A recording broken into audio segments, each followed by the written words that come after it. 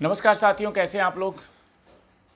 आज मैं आपको बहुत ही बड़ा एक ऐसा चीज़ बताने वाला हूं जो सुन करके आप खुद हैरान रह जाएंगे। और ये ऐसी खबर आई है मेरे पास जो ये बता रहा है कि किस प्रकार से बॉलीवुड के अंदर और किस प्रकार से सुशांत की हत्या में कौन कौन लोग शामिल थे और किनका कहाँ कहाँ कनेक्शन था। तो इस वीडियो को आप ध्यान से सुनिएगा। चैनल को सब्सक्राइब नहीं किए हैं तो आप सब्सक्राइब कर लीजिए। आइए चलते हैं, शुरुआत करते हैं।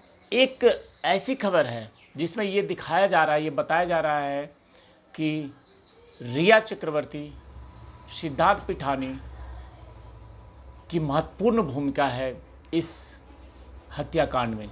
सुशांत की हत्या में कनेक्शन जो मिला है वो व्हाट्सएप चैट और कुछ इलेक्ट्रॉनिक्स जो गैजेट्स होते हैं उसके अंदर जो सबूत मिले हैं वो ये बता रहा है कि ये सारे कनेक्शन दुबई से हैं और दुबई कनेक्शन का खुलासा हुआ है।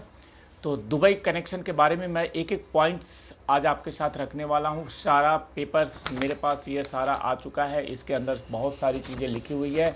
मैं वो पढ़ के और उसमें सारे पॉइंट्स आपको मैं बताता हूँ कि इसमें जो ड्रग सप्लायर्स हैं वो उनका कनेक्शन दुबई से है और इसका खुलासा जो हुआ है विथ प्रूफ के साथ हुआ है। और ये बहुत बड़ा ड्रग रैकेट है जो कि बॉलीवुड से लेकर के हॉलीवुड में नशीली पदार्थों का सप्लाई करता था। और इसके अंदर सिद्धार्थ पिठानी का बहुत बड़ा इन्वॉल्वमेंट है।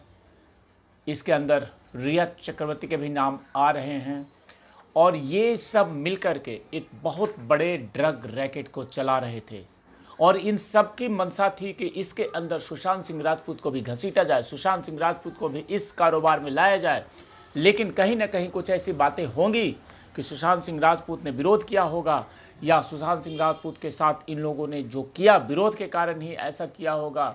ये बातें परत दर परत अब खुल रही है और ये लगातार निकल रही है ये बातें कि इसमें क्या क्या भूमिकाएं हैं और किसकी भूमिकाएं हैं। क्योंकि सिद्धार्थ पिठानी की भूमिका संदिग्ध है और अब तक जो खबर आ रही है उसके मुताबिक रिया चक्रवर्ती भी बहुत जल्द गिरफ्तार होने वाली है। रिया चक्रवर्ती के ऊपर भी शिकंजा कसने वाले हैं। इस बात के पक्के सबूत मिल चुके हैं कि रिया और पिठानी दोनों मिलकर के सुशांत को ड्रग्स देने की कोशिश करते थे, ड्रग्स के कारोबार में शामिल करने की कोशिश करते थे। लेकिन कहीं ना कहीं सुशांत का विरोध था जिसके कारण से ही उसकी हत्या की गई है। ये सारी चीज़ें अब आपको जल्दी ही पूरे सबूत के साथ देखने को मिलेगा।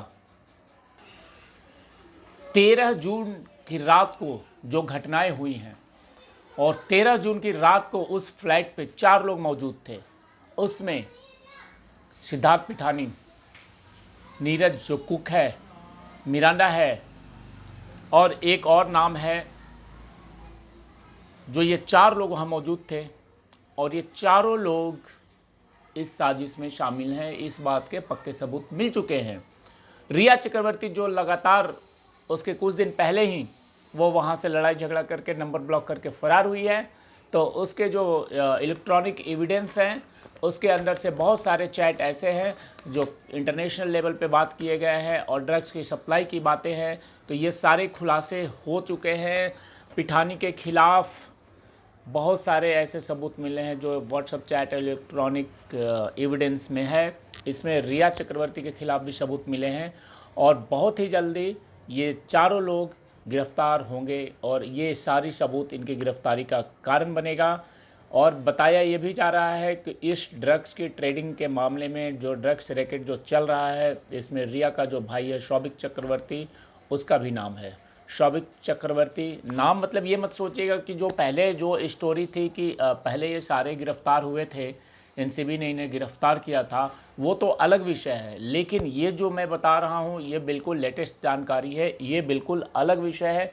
क्योंकि पहले इनके पास जो ड्रग्स मिलते थे या ड्रग्स की जो ट्रेडिंग की बात हो रही थी वो कहीं ना कहीं 10 ग्राम, 15 ग्राम, 20 ग्राम की बातें थी। लेकिन अब एक बड़ा खुलासा है जो कि दुबई से कनेक्टेड है और दुबई का जो एक इन्वॉल्वमेंट है ड्रग्स रैकेट का वो बड़े ही बड़े मात्रा में इन्वॉल्वमेंट है।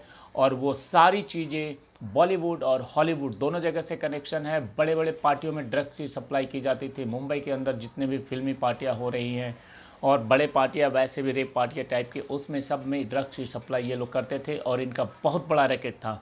तो सुशांत सिंह राजपूत की जो हत्या हुई है उसमें ये मुख्य कड़ी है और इनके खिलाफ शिकंजा कस दिया गया है। कल जिस प्रकार से एक मैंने ऑडियो रिलीज किया था, जो ऑडियो मेरे पास आया था, उस ऑडियो में भी ये बात सिद्धार्थ पिठानी ने साफ साफ स्वीकार किया है कि 13 जून की रात को वो वहाँ पे था और वहाँ पे सुशांत उसके पास आए थे उससे बात करने, उस वक्त भी उसने कुछ भी नहीं बोला और उसके बाद ये घटना का अंजाम दिया गया है।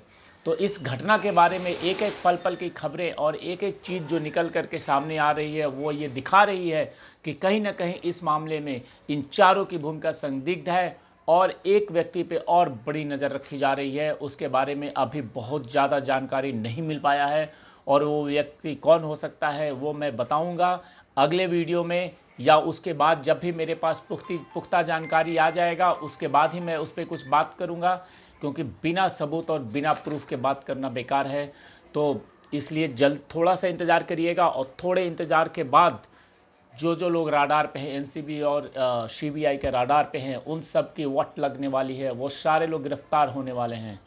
तो इसमें घबराने की बात नहीं है। अब बड़ी खुशी की बात है कि सुशांत के जो फैंस हैं वो बहुत खुश होंगे, क्योंकि जिस प्रकार से ये त्वरित कार्रवाई की गई है 1 साल पूरा होने के पहले, उससे ये पता चलता है कि अब कोई भी बचने वाला नहीं है और जल्दी ही इस पूरे मामले का पटापिक्ष हो जाएगा और बड़ी बड़ी गिरफ्तारियां इसमें होंगी।